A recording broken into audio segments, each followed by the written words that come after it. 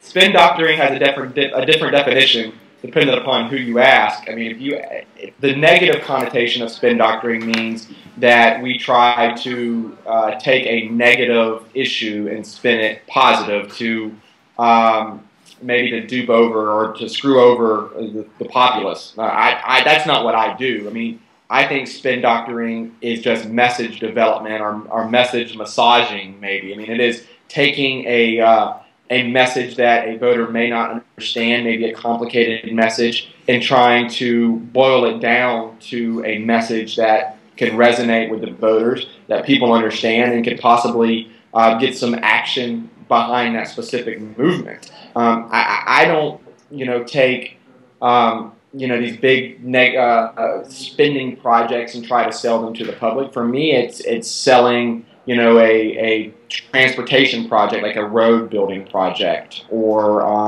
a spending transparency bill. I'm just trying to sell that really to the voters. So I wouldn't call myself a spin doctor. I'd call myself a message seller, maybe, or something along those lines. But that's all politics is. You asked how does that influence politics in America, and that's all politics is. Every single message is spinned in some way. Here in the last week we saw one of Barack Obama's, what I would consider more international screw-ups with the instance in Libya. They tried to spin that as to say that was because of a YouTube video. That was their spin.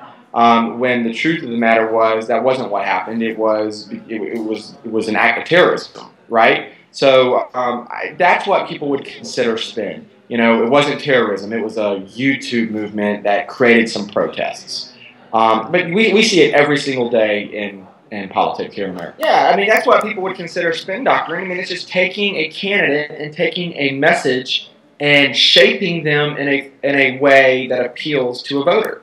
That's it. You mentioned the clothes or the tie. Do we put this person in a tie or do we put them in more casual appearance? What is it that's going to sell to these specific voters? So I think spin doctoring is a negative connotation, but all we are marketers. We're just political marketers. There's no difference in what we do and what Pepsi-Cola or Coca-Cola or Budweiser or Heineken or whatever. There's no difference in what we do and these companies do. It's just that we do it with ideas and candidates.